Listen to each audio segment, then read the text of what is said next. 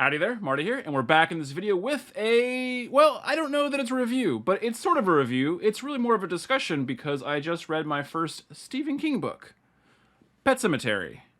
And by just read it, well, I read it like a month and a half ago. I don't really know how time works anymore. Let's get right into it. I'm Foulmouth. F you, motherfucker. Quack. Howdy there, Editor Marty here, and I'm just jumping in really quick to offer a couple different things throughout the course of this video. First thing I want to mention here is the day I filmed this, I got a haircut, and I guess I hadn't noticed it, but a little micro clipping of a hair had gotten into my eye and was causing some irritation. And it's a little distracting to me editing the video, so I don't know if it'll be distracting as a viewer, but that's what's going on there. So, okay, that was just it. We can move on to the next thing. Before we get too deep and too spoilery, I do want to talk about a couple of just general things. For one, just to get out of the way, I did enjoy this book quite a bit, actually. And what's funny is, in a previous video, I think I sort of mentioned when I was talking about Pet Sematary that even though I've always liked Stephen King movies, or I should say movies based on Stephen King novels, I never really thought the books would be for me. Which doesn't make any sense. It's just not logical, which is what I said in that other video. Watching a bunch of other booktubers, it made me tempted to give Stephen King a try finally, because honestly, having liked all those films, it just made sense that, you know what, I would probably actually like the books. And I just wanted to give it a shot because one thing I do like about Stephen King is I know there is sort of a kind of a universe thing going on. You know, the books themselves are pretty much all standalone from what I can tell, outside of something like Dark Tower, which is clearly a long-running series. But all these books do stand alone, even though I know they take place essentially in the same universe, more or less. And I really like that. I'm really drawn to standalone reads more than sprawling epics. But it's cool that, you know, the deeper you get, the more you kind of get out of it because it's all part of the same world. I do just want to get that out of the way right now, that I did really enjoy this book. So this video will get a little bit deeper into the discussion on what the book's about and spoilers and my overall feelings, or I should say my more specific feelings. But if I really loved Pet Sematary, and I haven't read anything else, although I actually did end up reading The Body right after I read this because I wanted a little bit more, you know. I was really into this one. I was like, I just need another Stephen King under my belt really quick. So, and I love Stand By Me, so I read The Body, and I really enjoyed The Body as well, although I think Pet Sematary is definitely a couple levels above The Body overall. But, so if I really loved this one, what should I read next? Let me know. What was your follow-up? Well, actually, how about that? What was your first Stephen King book, and then what was your follow-up? And yeah, what would you recommend following Pet Sematary? I don't really intend to do like a full recap of the book itself, but the very basic premise of this novel, if you don't know, and this is not going to be very spoilery, this is just the premise to kind of get you going. The basic premise of this book is the main character is Lewis Creed. He's a doctor, and he's moving his family from Chicago to Ludlow, Maine. He's going to be the doctor, the head medical doctor. He's gonna be a doctor at the University of Maine. They have a new house. His family is his wife Rachel, his daughter Ellie, and his son Gage, and they have a family cat. The cat's name is Church. Somewhat rural, kind of small town vibe is like the community, and yeah, the house itself is nice. The only problem is kind of a main thoroughfare just right in front of his house. So it's like there's always cars, and in particular, big rigs just driving by in front of his house. His neighbor, Judd Crandall, lives across the street, who's sort of like the guy who's lived in town forever. Like, you know, he's born, raised in Ludlow, Maine, and yeah, he's lived there his whole life. The house was his father's house, or his father built the house, and he's been there the whole time with his wife. They have no kids. Just older couple across the street. In the woods behind Lewis's house, his new house, there is a pet cemetery. So it's like a couple mile path, or however long it is described in the book. I just don't quite remember, but it's like a couple miles, mile and a half or something, to a pet cemetery. You know, where the community, mostly kids, have brought their pets that have passed away or been killed. That's probably all you need to get going on this book. It's Stephen King, it's a horror book. You could probably make a lot of assumptions just based on what I've already told you, but that's just the little nugget you need to get going with this book. And as always, if you enjoy the video, please consider hitting that like and subscribe button. It does mean a lot to me. I really appreciate it, and we'll just get right into it from here. Okay, before we get into spoiler territory, I do have a couple more things I want to talk about. First of all, I want to talk about this printing of the book. I actually started with the audiobook on this one. Long story short, I felt like the audiobook was coloring me in a way that I didn't really like, so I decided just to say screw it, even though I wanted the nice edition of the book, which I couldn't quite justify even at that point. So I got the Scribner volume that I've obviously been holding this whole time, but I honestly really, really love this paperback. I love the book design. It's got this really nice matte finish. It holds open fairly well. It's a paperback size that I really appreciate. So physically, I thought it was a tremendously great reading experience. Honestly, it almost makes more sense to do Stephen King books in paperbacks, where that pulpy, kind of old school 1950s horror, 1960s pulp magazine vibe. You know, it just feels like it's actually kind of appropriate for King's work. That said, I wouldn't turn down like a super sexy folio edition of Pet Sematary, because I really enjoyed this book. Okay, we're going to start to get into more spoiler territory now, so be warned here on out. Gloves are off. Spoilers are probably going to happen. So I know this is often regarded as Stephen King's darkest book, and obviously I don't have a basis of comparison. I mean, it's certainly darker than The Body. This is quite a dark book, for sure. I can definitely co-sign that. It's very, very dark. It's very disturbing. It's very unsettling. And in particular, as a father of a toddler-aged boy and as a husband, it's actually pretty horrifying. It's pretty upsetting. That said, to be honest, within the context of the book itself, I never thought that it went too far. I mean, it kind of goes too far in some ways, in some places, some very specific moments in the book, especially the final segments of the book. It goes pretty far. But the book has set up the series of events so incredibly well, where it builds to, when you eventually get to the final climax of what you know is going to happen, you know in your heart what's going to happen in this book, it all makes sense. It's not like shock value, or at least to me it doesn't come across as shock value whatsoever.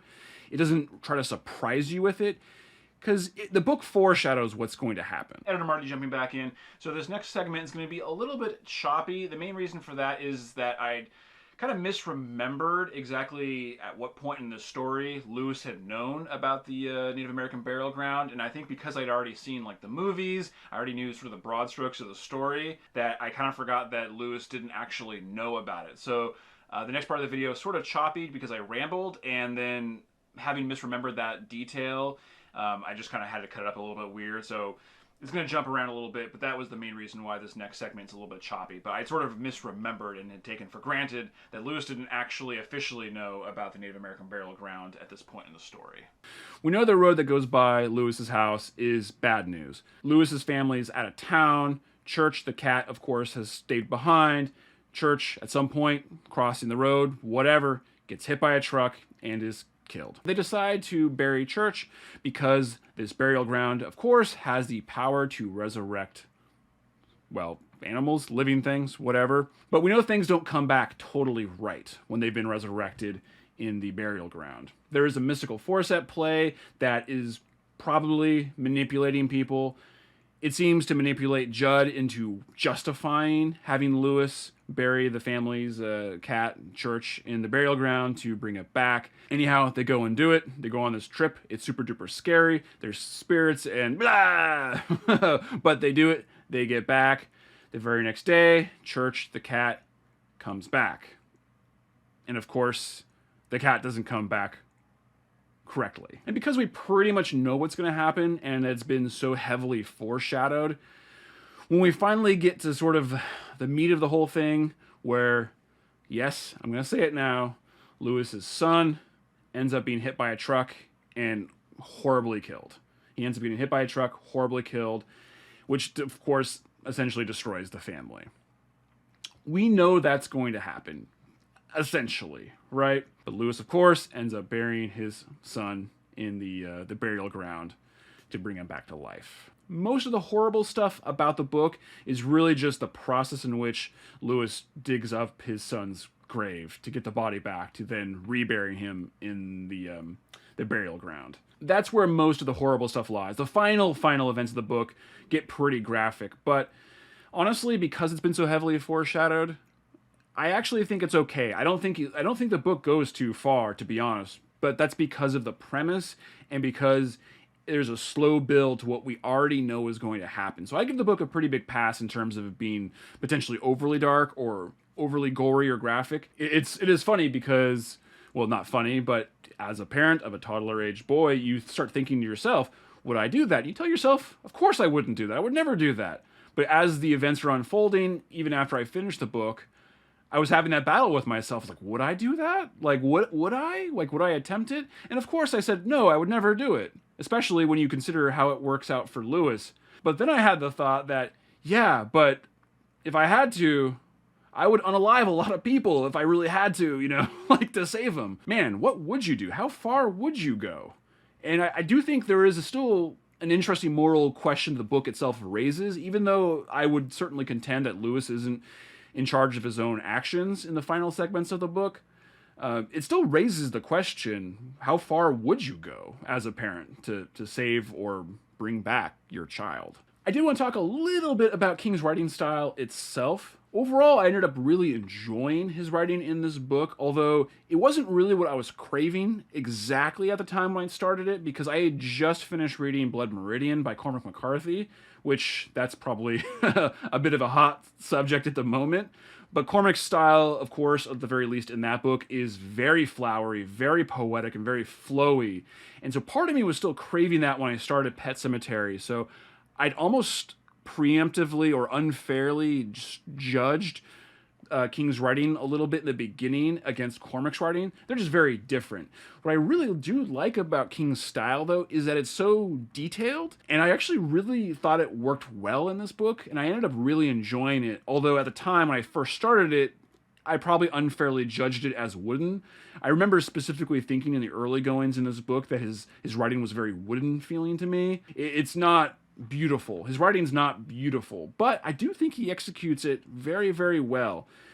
I didn't really find myself wanting for something different by the end. So I think that's actually pretty effective writing. Another thing I thought that was masterfully done in this story by King was really the final 10, 15, 20% of the book. At a certain point in the book, when the family splits up because Lewis has now basically tricked his wife into taking Gage and going with his in-laws back to Chicago to decompress or whatever to get away, because obviously Lewis plans on digging up and having his son resurrected, and he can't have his family around for that, obviously, right? And at a certain point towards the end of the book, we actually start getting Rachel with her own chapters. And when you get to that point, I was like, oh my God, like it was like, it really brought me in. I'm genuinely getting goosebumps just thinking about how amazing it was when we started getting the Rachel point of view chapters, because the whole book is Lewis, right? Yeah, I think the whole book is actually Lewis up to that point. And then you get the first Rachel chapter. And then you have this thing where like Rachel knows that she's got to go back. She knows something isn't right between what Ellie's like having visions or bad dreams or whatever. And Rachel already knew something wasn't right. So she decides that she's got to go back to Maine. And the chapters of her trying to get back to Maine while we know what Lewis is doing, you're almost telling yourself, she's going to get there. She's going to, I mean, look, this is spoiler territory. We know she's not going to get there on time, right? We know it. In our brains, we know it. We already know what's going to happen. But in your heart, it's like, oh, well, come on, Rachel, get there. Oh, and she keeps getting these roadblocks in her way, and like she kind of keeps getting past one problem and whatever. So she's on her way, and it's like you're telling yourself, oh, come on, make it. I think that's something that King has done masterfully in this book, is that he's told you from the get-go what's going to happen. And then he gets to the point where he gives you enough doubt where it's like you've now told yourself, oh no, it's not going to happen. It's not going to happen like that. Rachel's going to stop everything. She's going to save the day. She doesn't save the day. And it's incredible. It was so thrilling to get the Rachel chapters mixed in with the Lewis chapters. And you even get some chapters from Judd's point of view. And those are well told as well. I think this book is really made in the last 15%. It's genuinely thrilling. I absolutely loved it. It was an incredible experience. I'm so happy I finally made the jump into Stephen King's world. I don't know which book I'm going to read next, but I obviously loved this one so very much. And yeah, that's pretty much it. I think that mostly covers the things I wanted to talk about. So once again, let me know, what was your first King book, and which book should I read next in his catalog? Well, that's pretty much going to do it for this one. I sure hope you enjoyed the video. I hope you enjoyed hearing my thoughts on this book. Consider subscribing and hitting the like button. Like I always say, it makes me feel like I accomplished something. But otherwise, I will see you in the next one. Bye.